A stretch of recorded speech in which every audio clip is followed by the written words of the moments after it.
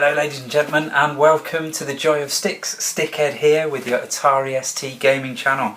And once again, I've got some packages to share with you. Again, huge generosity from one of my subscribers. Can't believe it, to be honest. I'm absolutely dumbfounded. But we'll save that until last. And we'll have a look at these ones. Package number one, wrapped in a black bin bag. But not just a black bin bag, thankfully. They've tried to protect it with a bit of newspaper. I don't exactly know how effective that would be, to be honest, but still, let's see what kind of condition it's in, shall we? Here we go. So we have a nice Christmas jumper there, courtesy of the Daily Star. Katada, I want 10 million for being locked up. Fantastic. Alright, so here we go. The first one, Clax. And it's in pretty poor condition, to be honest. That's quite disappointing. It's absolutely scratched to high buggery. Now, I have to say that I paid a rock bottom price for this, so I'm disappointed because I don't want it. I don't want it if it's going to be in such poor condition. But you know, it's only a couple of quid wasted. I definitely have to find a better condition than that because that's just horrible. Look, the case is really scratched. It was listed as decent condition for its age, which is about as vague as you can possibly get. I mean, even the things inside are a bit creased up and misshapen. Kind of looks like it's been water damaged or something. I don't know. There's the disc. And an instruction leaflet.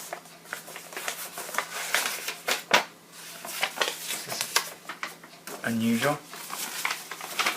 Long, printed on blue paper. I often see that kind of thing.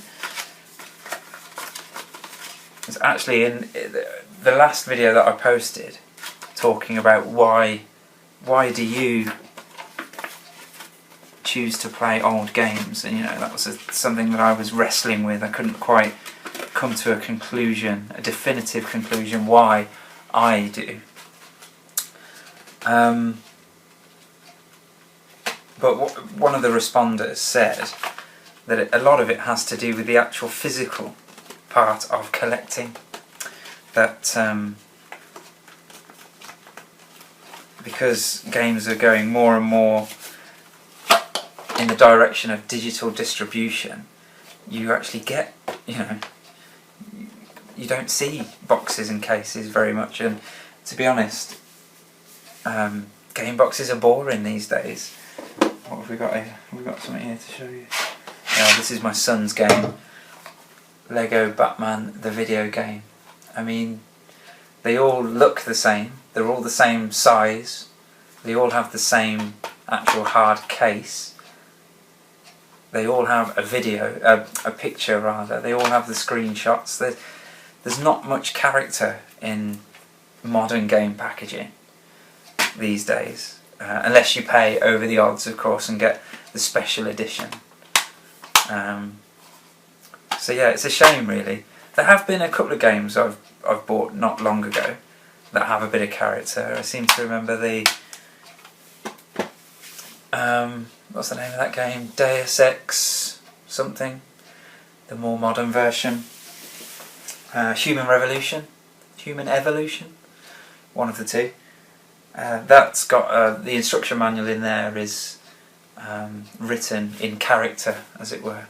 So I mean, that gives it a bit of character, but yeah, still, I mean, back in the day every box was different and you never knew what was going to be inside, and that's why I remarked about how different the instruction booklet was, because you know, even those little things where each instruction book is different, each disc is a different colour or printed differently, I think all add up to the character of the game, and the fact that this has got some kind of massive plastic clamshell as well. A quick look at the back there.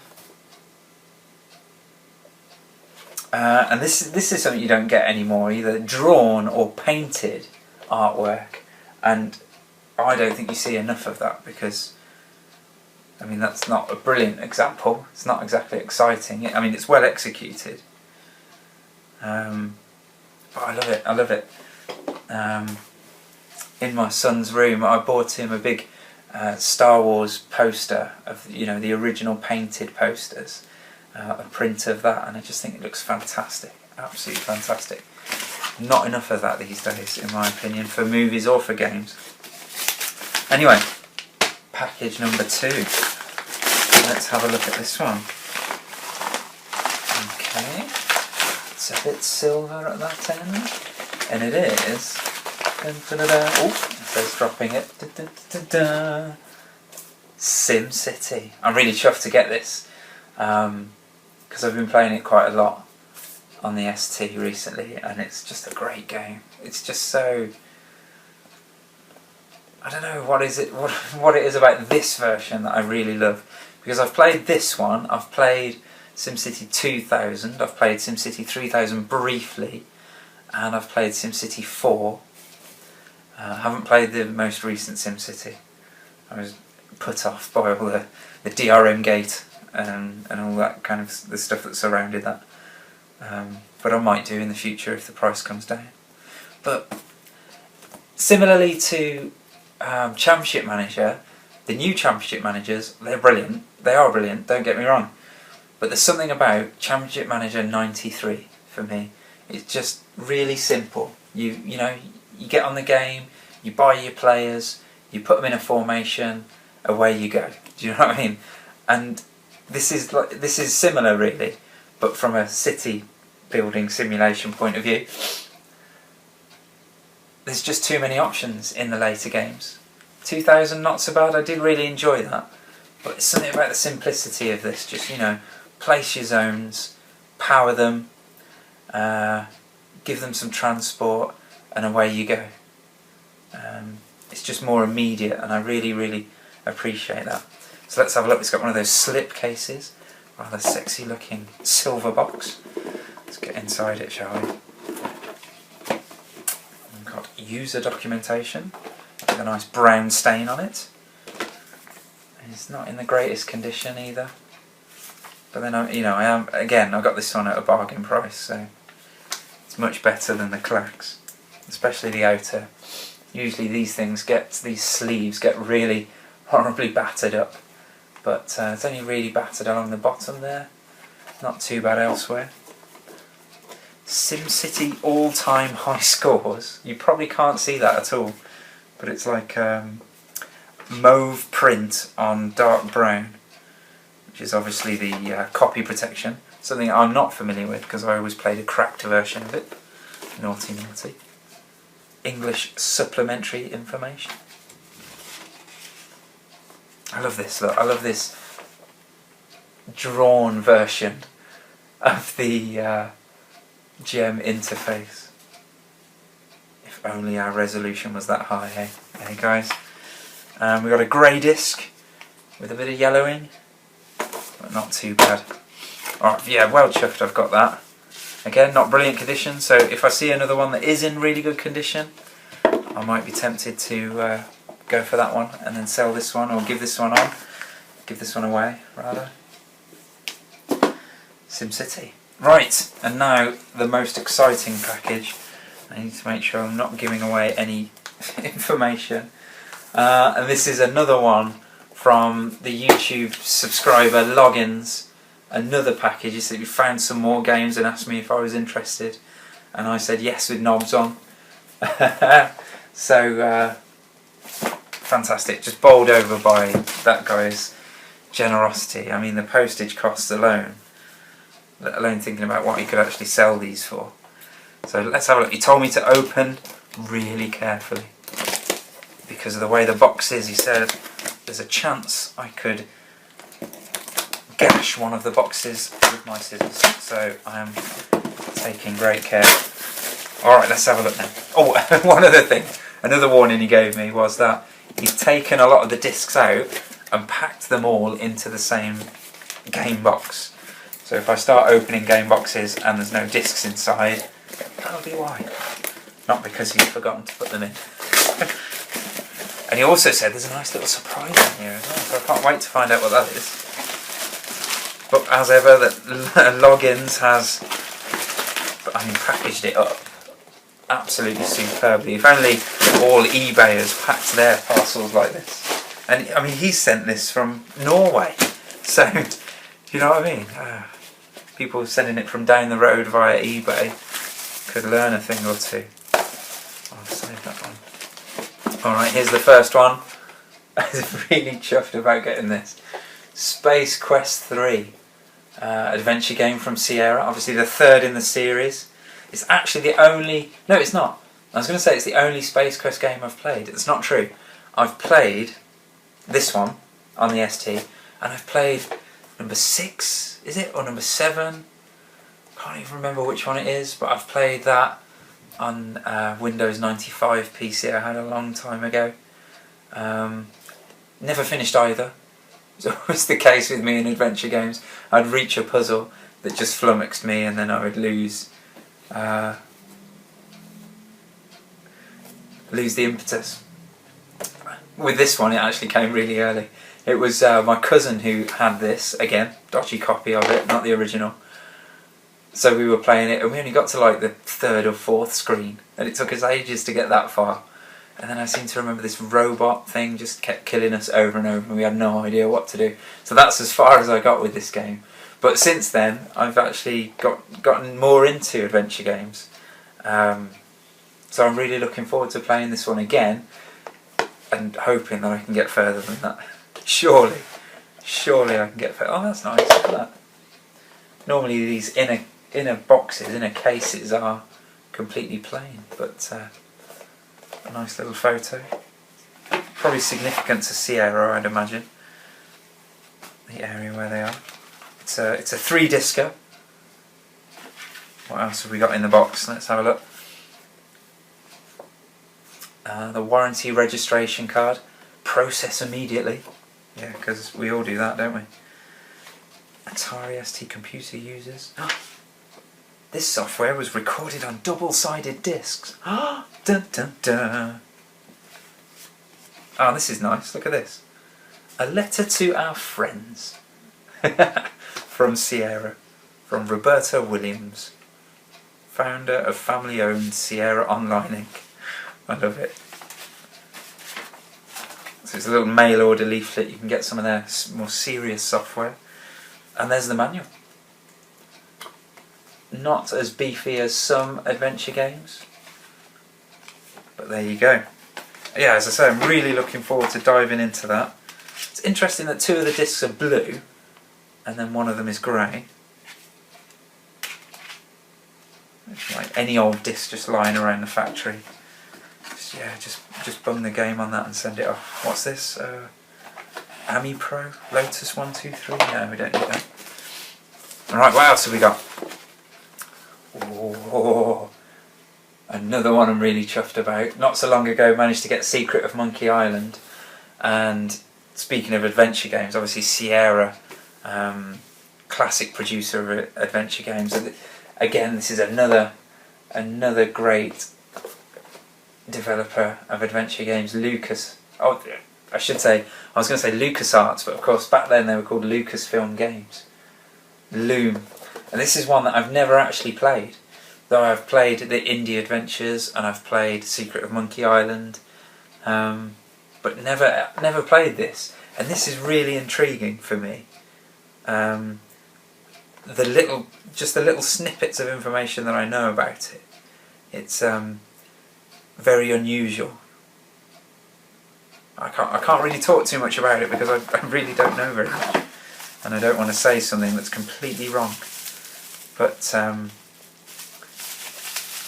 I do say this over and over again on the channel, I would love to do some long plays, time permitting, of some games. So these adventure games, the RPG games and things, are obviously prime candidates for those. So there you go, 3 discs. Obviously quite a lengthy adventure. And what else have we got in the box? Is that the manual? Very verbose manual. Another warranty card, not filled out. Another warranty card, not filled out. The Atari ST reference card. I love these things. So here you go, this is a little hint to how strange and unusual Loom is. To spin drafts using the keyboard, use either of the following set of keys. To spin drafts? What? I know it's got musical elements, you can see that from the notes, and obviously each key relates to a note. So is that some kind of musical, magical thing? The loom suggests some kind of weaving, and here there's this magical string, so I'm just intrigued, can't wait to get into this. And here we go, the Book of Patterns, really nice textured book. Look at that, that's gorgeous. So this is exactly the kind of thing I was talking about packaging having character. Oh look, it's got some filled in. Spoiler alert. Obviously somebody has found out. To me it seems like there are spells you can do with music. And obviously you learn them at certain points throughout the game and you can fill them in.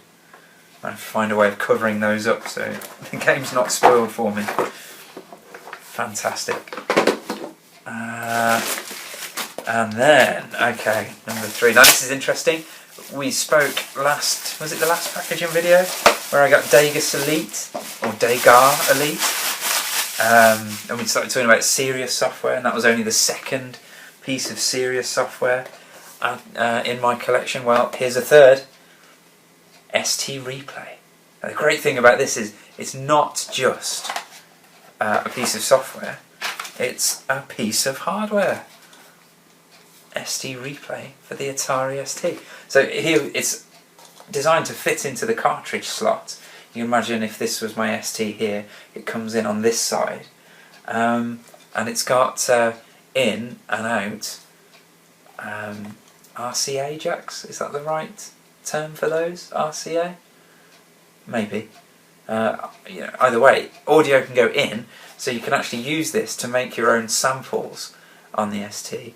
And as far as I'm aware, there are some games that actually use this. You can plug it in, and then you can, the out port goes into your stereo or whatever, and you get beefier output of sound, or I don't know if there's more channels, or higher quality of samples. I don't know, I honestly don't know. I never really knew that this was used for that. It was always in my mind as just a way of getting samples onto the ST, and that's what I'll be using it for. But if I'll definitely be testing that out to see if there are some games that sound better with it. What else have we got? A little advert from Microdeal. Another warranty card. Not filled in. What else have we got? ST Replay, sound digitizer for the Atari ST. A fairly weighty manual. Doesn't look too complicated. And what else have we got here? If I can get it out. And a little bit of advertising from, who's this from? Microdeal again. Gold Runner, there's a classic game. Airball, that's a classic. ST Replay, that's obviously what we have here. And Jupiter Probe. Never played that one. By Steve Back, apparently. Could be decent. So there you go. No disc in there, funnily enough. I don't know if it originally came with a disc or not. But if you look on the screenshot, if I put that back in and I can't get it out again. If you look on the screenshot, there clearly is some software for capturing. I mean, it's not going to be a problem because I would just get it off the internet. there you go. I'll be capturing some samples, getting the old TCB tracker out, and having a crack at making some music of my own. Fantastic, great addition. Now, the surprise. What's the surprise? Wow, blue foam, just what I always notice. That's not the surprise. The surprise is a copy of Computer and Video Games, or CVG. Look at that. Where's this from? August 1984. When magazines cost 85p, and it's a mother. Check that out. That's a lot of content for 85p. So what have we got in here? Exclusive map of Attic Attack. Awesome. I wonder if that was the one that was really beautifully hand-drawn. Oh, I'm going to have to look for that in a minute. Program in our exclusive soap opera adventure. Oh, fantastic. This was so long ago. Here we go, look. So long ago that they actually had tie-pins in the magazine. Oh, this is fab. Thank you very much, Loggins. This is, I'm going to really enjoy flicking through this. Oh, tie-pins. You'd spend absolutely hours and hours, it seemed like hours, maybe it wasn't, typing them in, only to run it and forget to save it first, and then the whole thing crashes. Right, I want to find the map to Attic Attack. Ah, okay. I've just found it, and it's not the one I think it is. It's not the one I think it is at all. I mean, it is hand drawn. There's a little hint of it there. It is hand drawn, but it's not the one that I remember being just absolutely stunning. A work of art in its own right. So there you go. Thanks again to Loggins. I can't believe it. Absolutely brilliant. 2 fantastic games. A piece of hardware I'm going to have loads of fun experimenting with, and a magazine that's just pure nostalgia as I look through it. And there we go. 2 more additions to the core collection. Clax and SimCity. 2 great games. I didn't actually talk about Clax very much, did I? I just rubbished the quality of it. But you don't get, Clax isn't talked about very much, and I think it's one of the great puzzle games, really. I mean, you talk about falling tile puzzle games with people, and obviously you're going to mention Tetris, because that's one of the greatest games ever made, full stop. You might get Sega fans saying Columns, Puyo Puyo, things like that, but for me, Clax it's just devious. It's really good, and it does really well, a bit like Tetris, in combining that quick thinking and quick reflexes, quick dexterity. Combines the two. You've got to combine the two to have any success with the game at all, and you'll see that I don't have those when I play it on the channel. But anyway, yeah, thanks very much for watching. Hope you enjoyed me opening those as much as I did, and I'll see you again soon. Take care.